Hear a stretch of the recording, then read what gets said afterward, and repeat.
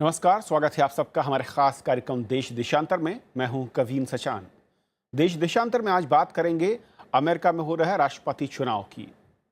दोनों उम्मीदवार Donald Trump और हिलेरी क्लिंटन के बीच कांटे की टक्कर है, लेकिन मुद्दों को लेकर जिस तरीके की तीखी टिप्पणियां हो रही हैं, उससे एक बात साफ है कि इस चुनाव में ये जो बयानबाजी है या फिर जो मुद्दों को लेकर तेज जंग है, ये और तेज और तीखी होती जाएगी। अपने खास मेहमानों के साथ हम समझने की कोशिश करेंगे कि असल में जो 4 या 5 बड़े मुद्दे हैं, जिनमें आर्थिक नीति, विदेश नीति, आतंकवाद और माइग्रेशन जो सबसे बड़ा मुद्दा है, और इमिग्रेशन के साथ साथ स्थानीय लोगों को रोजगार, इस पर दोनों ही पक्षों की राय क्या है और दोनों कहां पर खड़े नजर आते हैं। हमारे साथ 4 खास मेहमान हैं जिनका मैं परिचय करा दूं। मेरे साथ मौजूद हैं शिवशंकर मुखर्जी साहब, जो कि फॉर्मर एम्बेसडर हैं। सर, बहुत बहुत स्वागत है आपका। मेरे साथ हैं के वी प्रसाद साहब, एसोसिएट एडिटर हैं द ट्रिब्यून से। सर जी, बहुत बहुत स्वागत है। प्रोफेसर क्रिस्टोफर एस्ट्राज हैं, centre for Canadian and US Latin American studies JNU से। सर, स्वागत है। और फोन लाइन पर मेरे साथ डॉक्टर मोहम्मद शोराब होंगे, जो कि असिस्टेंट प्रोफेसर हैं जामिया मिलिया इस्लामिया से।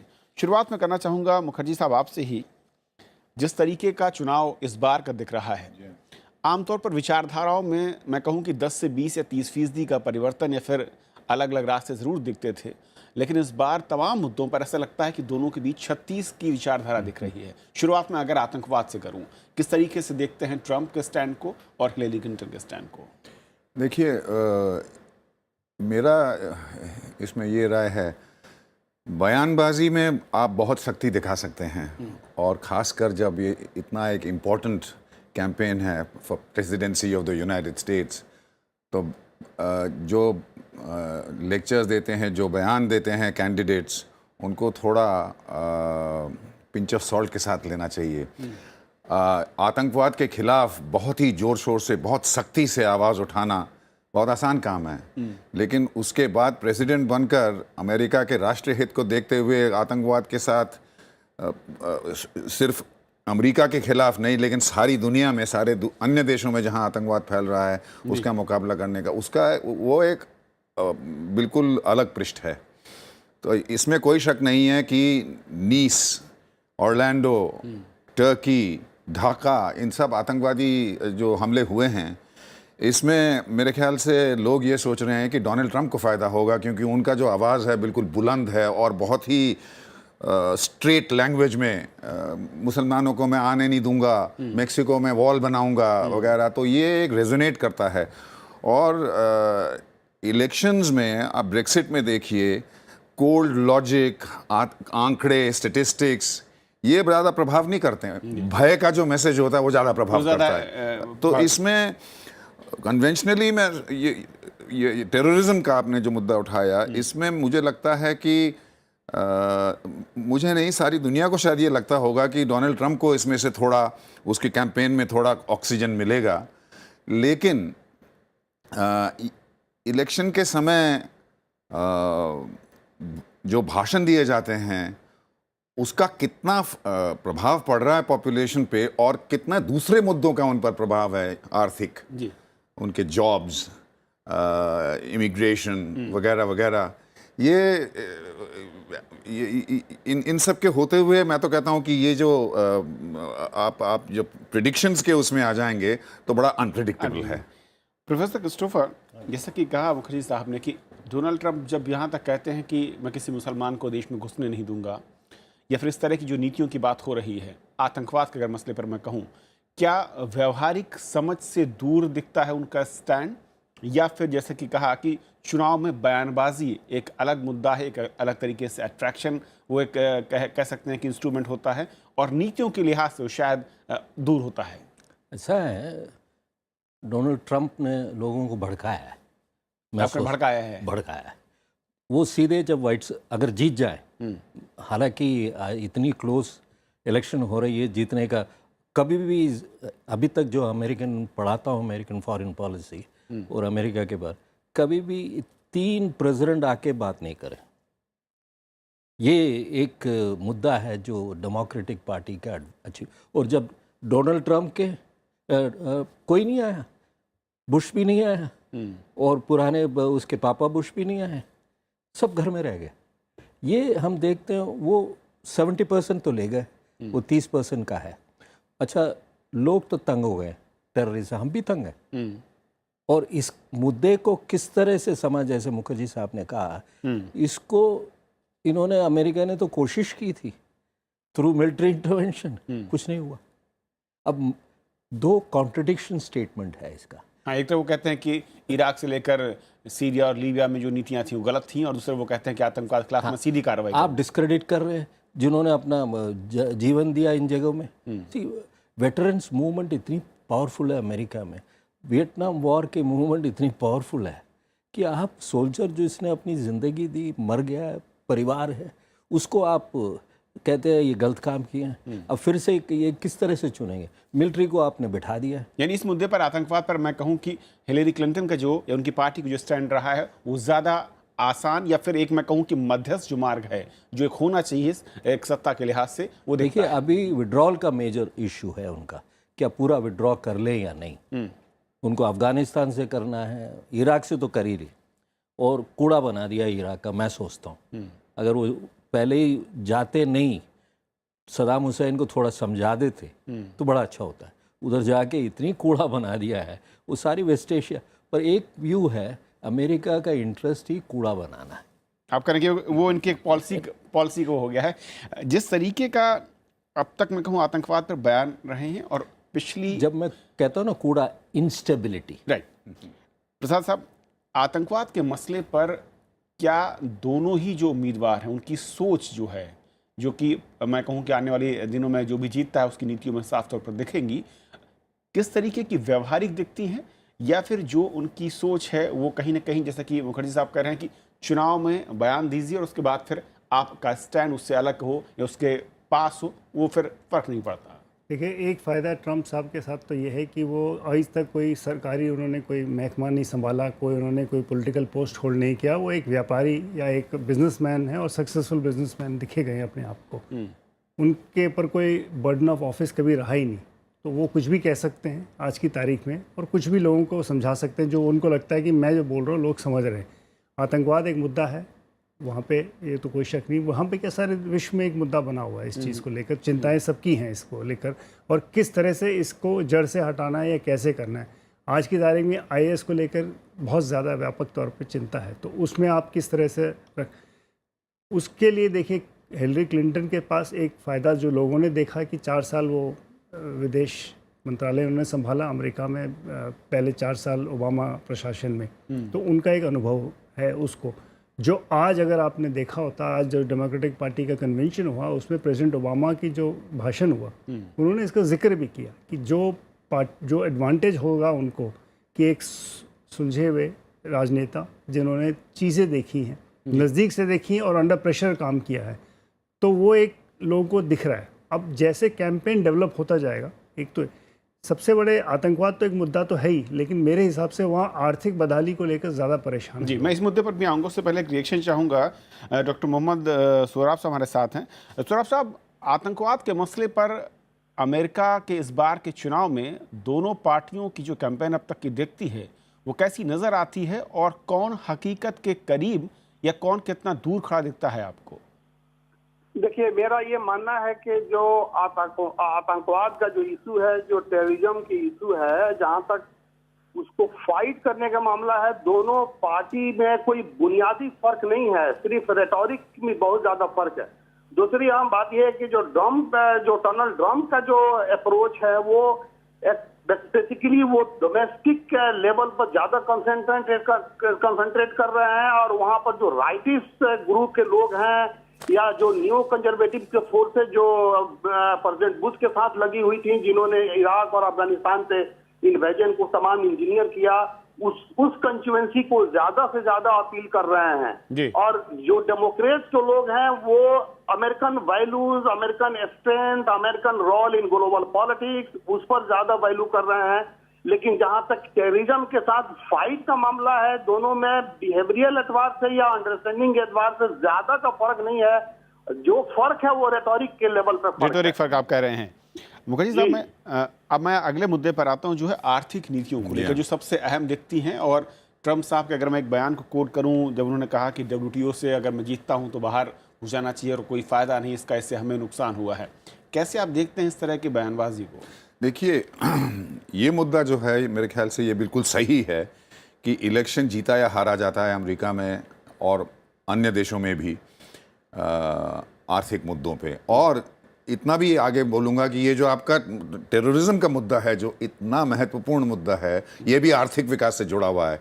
क्योंकि जो रेटोरिक है, बिल्कुल सही कहा आपके पिछले पैनलिस्ट ने कि रेटोरिक भी एक ग्राउंड रियलिटी से निकलती है, लेकिन उसकी सख्ती ऊपर नीचे जाती है। ये जो टेररिज्म का मामला है, ये भी इमिग्रेशन से जुड़ा हुआ है। Terrorism, immigration, jobs. और पिछले 8-10 साल से 2008 का जो फाइनेंशियल सुनामी हुआ था, उसमें कोई शक नहीं है कि अमेरिका का जो रिकवरी हुआ है यूरोप से तेज़ी से हुआ है। बहुत बहुत ज़्यादा नहीं, लेकिन नॉट बैड। लेकिन एक माहौल फैलाया गया है कि हमारे जो 8-10 साल में हमारे नौकरियां बाहर जा रही हैं, मेक्सिको में जा रही हैं, बेंगलोर में जा रही हैं, इमिग्रेशन के वजह से जा रही हैं ये। और डोनाल्ड ट्रंप कह रहे हैं, देखिए, फर्स्ट, जैसे कहते हैं इलेक्शन में, the first casualty is the truth.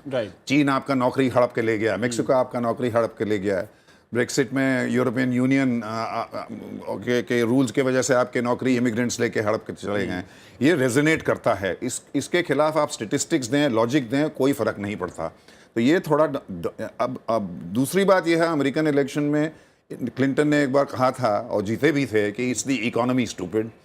वो अपने लाइफ के ऊपर अपने बड़प्पन, अपना आर्थिक विकास देखना चाहते हैं, और सारे इश्यूज, टेररिज्म इंक्लूडेड, किसी न किसी तरह उस आर्थिक मुद्दे से जुड़े हुए हैं। Most of the population actually decide कर चुकी है किसके लिए वोट करेगी। Women 2-1 for Hillary Clinton. Immigrants, Latinos and blacks, जो बराबर करीब 12% हैं, for the Democrats. But a very large percentage of lower middle class population of white America is for Donald Trump. इसीलिए मैं कह रहा हूँ ये अनप्रिडिक्टेबल सा इलेक्शन है। अभी एक पोल निकला है जिसमें डोनाल्ड ट्रंप 2% से आगे चल रहे हैं जी। तो ये बड़ा, ये जो लोग ये सोचते हैं कि डोनाल्ड ट्रंप क्रूड है और बकवास कर रहा है और ऐसी बातें कर रहा है जो सिर्फ लोगों को डरा के इलेक्शन जीतना चाहता है, डरा के शायद इलेक्शन जीत भी जाए, मैं आई वोंट बी सरप्राइज्ड। प्रसाद साहब, वाकई आर्थिक नीतियों को लेकर दोनों ही पार्टियों की, मैं कहूँ कि कैंडिडेट्स की जो विचारधारा है, उसमें किस तरीके का फ़र्क आपको दिख रहा है, और कितना, अगर मैं कहूँ कि जो आज के हालात है, जिस तरीके का दौर चल रहा है, अंतर्राष्ट्रीय बाजार की बात करें या फिर जो इकनॉमी का हाल दिख रहा है, उसके कितना करीब है, कितना दूर खड़े होते हैं ये दोनों? देखिए, रिपब्लिकन पार्टी की एक खासियत है, वो कहते हैं जी टैक्स कम कर दो। ये बहुत लोगों को अच्छा लगता है। शुरू से उनका रहा है कि लो टैक्स रेजिम रखें, मिनिमम गवर्नेंस, जो असली बात जो कहते हैं कि सरकार किसी चीज़ में दखल ही ना दे, कई चीज़ों से बाहर हो जाए, तो उनका एक अलग। और वो कहते हैं कि भाई जो हमारा ट्रेड डेफिसिट है, करीब $150 बिलियन कुछ बताया। तो जैसे ट्रंप ने अभी पिछले हफ्ते न्यूयॉर्क टाइम्स में एक इंटरव्यू दिया था, जिसमें उन्होंने अपना अलग अलग राय दी थी, किस तरह से मैं करूँगा, आर्थिक सुधार कैसे करूँगा, मुझे अलग अलग ट्रेड डील से मैं बाहर हो जाऊंगा। ये जैसे आपने WTO का जिक्र किया, और कई सारे ट्रेड से अलग से हम बाहर हो जाएंगे, हमें कोई ज़रूरत नहीं, हम सक्षम हैं, वगैरह वगैरह। और वो सब बातें कर रहे हैं जो लोगों को समझ आ रही है। जो अभी मुखर्जी साहब ने बात कही, वही है कि वो लोगों को कहीं ना कहीं समझ आ रही है कि हाँ, ये हो सकता है। होगा नहीं होगा वो तो बात की बात है।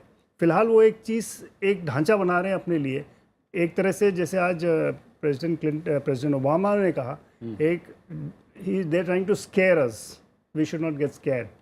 तो वो एक जो माहौल इस तरह से कर रहे हैं कि भाई डरा दो लोगों को कि ये होने वाला है, वो होने वाला है। और अमेरिका जिसे कहते हैं नेशन ऑफ इमिग्रेंट्स, उसमें एक खासियत है, वो कहते हैं the last man of the boat is a culprit. जो सबसे पहले हमारे लास्ट जो शहर हमारे मुल्क में आए हैं, इसकी वजह से बदहाली हुई है हमारी। तो वो एक साइकी, हालांकि वो पूरा nation is a nation of immigrants, लेकिन वहाँ पे एक इस तरह का एक माहौल बनाया जाता है, और उसको आज डोनाल्ड ट्रंप और आगे ले जा रहे हैं, बेहतर तरीके से बुझाने की कोशिश कर रहे हैं। डॉक्टर मोहम्मद सोहराब, आर्थिक नीतियों को लेकर क्या वाकई आप एग्री करेंगे जो केवी प्रसाद कह रहे हैं कि जिस तरीके की नीतियों की बात वो कर रहे हैं, यानी कि डोनाल्ड ट्रंप कर रहे हैं, एक तरीके से है कि आप सपनों के बेचने की कवायद कर रहे हैं, लेकिन उसमें बहुत ही सफाई के साथ और महारथी बनकर कर रहे हैं?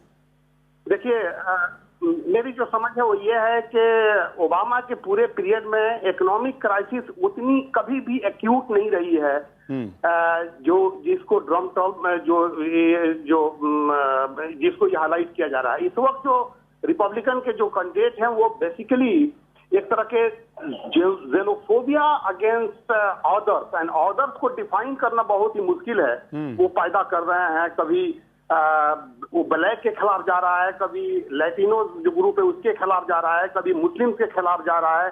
जो इंडियंस जाके उनके जॉब मार्केट पर छा गए हैं, जब हम आ जाएंगे तो इंडियंस को निकाल देंगे या जॉब नहीं देंगे, चाइनीज पर उनका अटैक हो रहा है। तो कहीं ना कहीं एक तरह के फियर साइकोसिस, एक तरह के प्रेनिया सो कॉल एक नए इंडिजिनस अमेरिकन का कंसेप्ट दिया जा रहा है, और उनके अंदर एक तरह के प्रेनिया और एक तरह के फियर साइकोसिस क्रिएट करके, जेनोफोबिया क्रिएट करके वो कैशिंग करना चाहते हैं। और यहाँ पर आके जो middle class, lower middle class and upper middle class की जो हम एनालिसिस करते हैं, उस कंस्टिट्यूएंसी को अपील कर रहे हैं। और फॉर्चुनेटली और अनफॉर्चुनेटली वो कंस्टिट्यूएंसी जो dominated by they are in माने मेजॉरिटी में है व्हाइट। तो इसे ये लगता है कि वहां पर इस मर्तबा इसके वजह से रेशियल पॉलिटिक्स भी सामने आएगा। और कुछ दिन पहले खुद जब ब्लैक पुलिस वाले तो व्हाइट पुलिस वालों ने उनके गोली से उनकी मौत हो गई थी, मैं ये नहीं कहूँगा कि मार दिया था उन्होंने, मौत हो गई थी, तो उसके रिपरकशंस कितने हुए, कितने पुलिस वालों को मारा गया और बहुत सारे बड़े बड़े शहर डिस्टर्ब हो गए। तो कहना मैं ये चाह रहा हूँ कि इलेक्शंस के पहले भी एक रेशियल जो एलिमेंट है उसमें ऐड कर दिया इस बार गया ये है। मुद्दा और जरूर मुझे लग रहा है कि इस तरह से इस मतलब के इलेक्शन में बहुत सारे new fault lines, social fault lines, political fault lines को क्रिएट किया जाएगा, या जो फॉल्ट लाइंस पहले थे उसको फिर से एक तरह के new polarisation. Doctor Mohammad Saraf, मैं लौटूंगा आपके पास। एक रिएक्शन में चाहूंगा प्रोफेसर क्रिस्टोफर का। क्रिस्टोफर साहब, ये बहुत अहम बात जो सराफ साहब ने कही कि जिस तरीके से इस बार जो घटनाएं हुई हैं और उन घटनाओं को जिस तरीके से मैं कहूं कि पब्लिक के सामने मुद्दे के जरिए डोनाल्ड ट्रंप ने रखा, क्या वाकई वो एक आम जन की भावनाएं जो कहीं दबी हुई हैं और ट्रंप जानते हैं कि इनको थोड़ी सी हवा देने से उनको फ़ायदा हो सकता है, और इस मामले में हिलेरी क्लिंटन बहुत ही सावधानी के साथ या फिर उस तरीके के स्टैंड से बचना चाहती हैं जो बहुत ओपन हो? जो इन्होंने कहा वो स्पष्ट है, और ये बात भी हमारे सामने है कि दोनों आज जो डिबेट हो रही है इलेक्शन में, ये कह रहे हैं हम यूएस की आर्थिक संभाल लेंगे। इन्होंने अपना बिजनेस ही नहीं संभाला ठीक से। उसमें अभी तक निकला है कि he has used fraud things, he has not submitted his own returns। अब ये इसको अभी ये उछल रहा है, और इन्होंने इतने लोगों को डिसमिस किया जॉब से, रियलिटी एस्टेट में, न्यूयॉर्क में अनएम्प्लॉयमेंट करवा दिया। ये कैसे एम्प्लॉयमेंट देगा? These are realities. He may talk rhetoric, that's a different issue, but when you come to realities, these things will get more and more exposed. And as Prasad Sahab, he was never an establishment. अच्छा, ये बात है, he had never been a Republican Party member. 70 years he has enjoyed freedom. Suddenly he says, I am a Republican. क्या conservative? So these are contradictions in him. How can he has never been, he is a businessman. Businessman always looks for profit. तो क्या ये माना जाए कि Republican party ने एक ऐसे कैंडिडेट को मैदान में उतार दिया है जिसको न तो मुद्दों की समझ है और न ही देश और दुनिया के लिहाज से तमाम घटनाक्रम उसके साथ अमेरिकी नीतियों की? No, that's a major contradiction. पहली बार ऐसा हो गया है, they have selected a man who was never a party man over the years. Suddenly with his money he has been able to influence. उन्होंने influence कर दिया और 70% उनको वोट कर दिया, 30% ने नहीं किया। ये 30% अब क्या करेगा वो भी सोचेगा।